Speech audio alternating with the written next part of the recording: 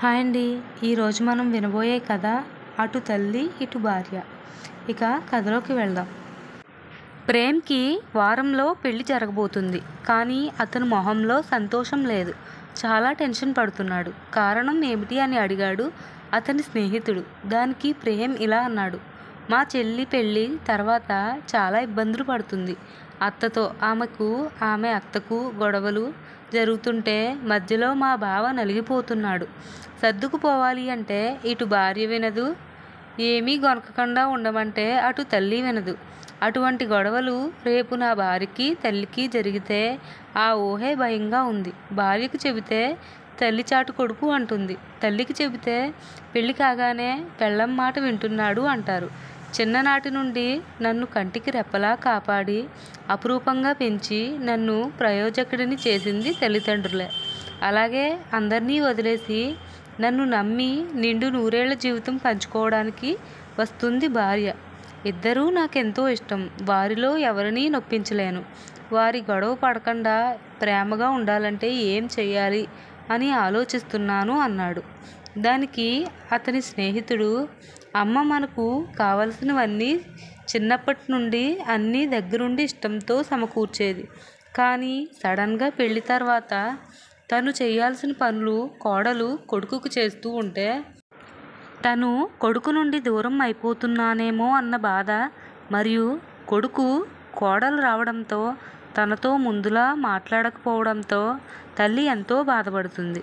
ఆ బాధంతా కోడళ్ళ వల్లనే ఈ విధంగా జరిగిందని కోడలపై చూపిస్తుంది. కోడలు కూడా తన పుట్టింట్లో తన అమ్మ తిట్టినా కూడా పెద్దగా పట్టించుకోదు. కానీ అత్తగారు ఒక మాట అనగానే దాన్ని రాద్ధాంతం చేసేస్తారు. దీనివలనే సమస్యలు. ఈ సమస్యలను ప్రారంభంలోనే రానివ్వకుండా మనమే చూసుకుంటూ ఉంటే ఈ విధంగా ఉండదు. అటు తల్లి ఇటు భార్య ఇద్దరూ సంతోషంగా ఉంటారు అన్నాడు. ఈ మాటలకి ప్రేమ్కి తాను ఏం చేయాలో బోధపడింది. ప్రేమ్ మొహంలో ఇప్పుడు ఆనందం ఉంది. సంతోషంగా వివాహం చేసుకున్నాడు. పెళ్లి జరిగి 10 రోజులయ్యాక తన తల్లితో ప్రేమ్, అమ్మా నువ్వే కాఫీ కలిపి ఇవ్వచ్చు కదా, తనని ఎందుకు కలిపి ఇమ్మంటున్నావు? అసలు తను చేసిన కాఫీలాగా లేదమ్మా, అసలు తాగాలనిపించడం లేదు. రేపటి నుండి నువ్వే నాకు కలిపి ఇవ్వి కాఫీని, లేదా నువ్వు ఎలా చేస్తావో తనకి నేర్పించు అన్నాడు. ఆ మాటలకి తల్లి ఎంతో సంతోషించింది. పెళ్ళయ్యాక కూడా తన చేతి కాఫీ కొడుకు తాగాలనుకుంటున్నాడు అన్న సంతోషం. సర్లేరా, మెల్లిగా నేర్చుకుంటుందిలే, ఎందుకలా అరుస్తున్నావు దాని మీద?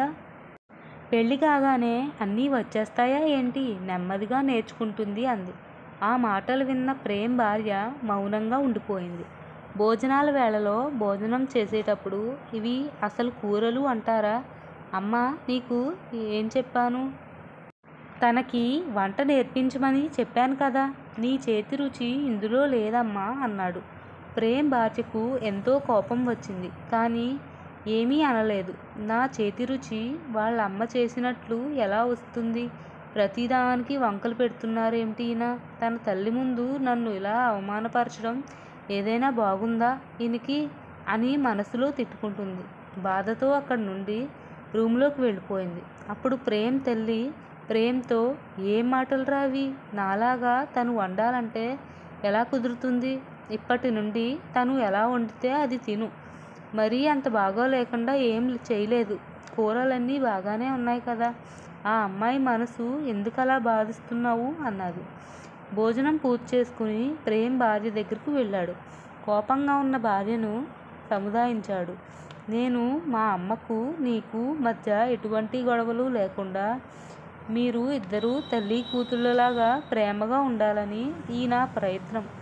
నేను ఇన్ని రోజులు మా అమ్మ చేసిన వంటనే తిన్నాను. ఇప్పుడు సడన్గా నువ్వు వచ్చి అమ్మ ప్లేస్ని ఆక్రమించావని తనకు నేను దూరం అయిపోతాను అన్న ఆమె భావించకూడదు.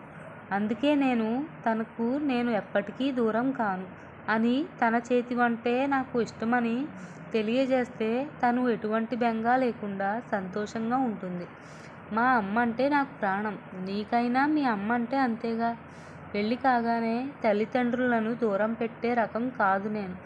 నువ్వు ఈ విషయం బాగా అర్థం చేసుకో. నన్ను ఎంత ప్రేమగా చూసుకుంటున్నావో నా తల్లిదండ్రులను కూడా అదే విధంగా చూసుకోవాలి.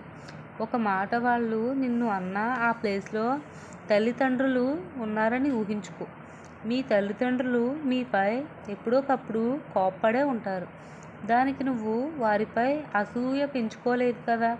అదేవిధంగా నా తల్లిదండ్రులైన పైన కూడా ప్రేమతో ఉండు.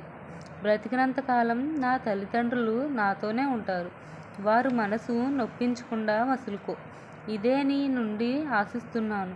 నువ్వు అడగచ్చు, అన్ని నీతి సూత్రాలు నాకే చెబుతున్నావు, మరి మీ అమ్మగారికి చెప్పవా కోడల్ని కూతుర్లా చూసుకో అని?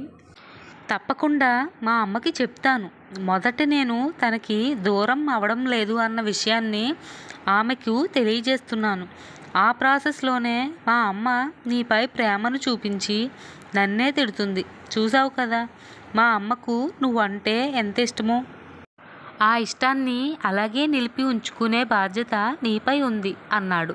విషయం అర్థం చేసుకున్న భార్య, మీరేమీ వర్రీ అవ్వకండి, నేను అత్తయ్య గారిని అమ్మలాగానే చూసుకుంటాను అని భరోసా ఇచ్చింది. సాయంత్రం అయ్యింది. ప్రేమ్ వాళ్ళ అమ్మ దగ్గరకు వెళ్ళి, అమ్మ పద అలా పార్కుకు వెళ్ళేసి వద్దాం, వాకింగ్ చేద్దాం, కాసేపు సరదాగా గడుపుదాం అన్నాడు. దానికి తల్లి, మీ ఇద్దరూ వెళ్ళిరండిరా, నేనెక్కడికి, మీ ఇద్దరి మధ్యలో, పైగా నాకు చాలా కాళ్ళు నొప్పులు వస్తున్నాయి, నేను రాను, మీ ఇద్దరూ జాగ్రత్తగా వెళ్ళిరండి అన్నది. సరే అమ్మా, నువ్వు ఇంట్లో రెస్ట్ తీసుకో, మేము వెళ్ళి వస్తాము అని ప్రేమ్ వెళ్ళిపోయాడు. ప్రేమ్ ఏ పని చేసినా తన తల్లికి మరియు భార్యకు ఎటువంటి ఇబ్బంది కలగకుండా, ఎవరి మనసు గాయపడకుండా నడుచుకోవడం వలన వారింట్లో అత్త కోడళ్ళ గొడవలు లేనే లేవు. అందరూ సంతోషంగా ఉమ్మడి కుటుంబంలో ఎటువంటి గొడవలకు తావు లేకుండా జీవించసాగారు. ఈ విధంగా ప్రతి కొడుకు పెళ్ళైన తర్వాత తల్లికి అలాగే భార్యకు ఇబ్బంది లేకుండా చూసుకుంటే అది ఆనందమయం అవుతుంది. ఇంతటితో కథ ముగింపు. ఈ కథ మీకు నచ్చితే కనుక లైక్ చేయండి, సబ్స్క్రైబ్ చేయండి. Thanks for watching.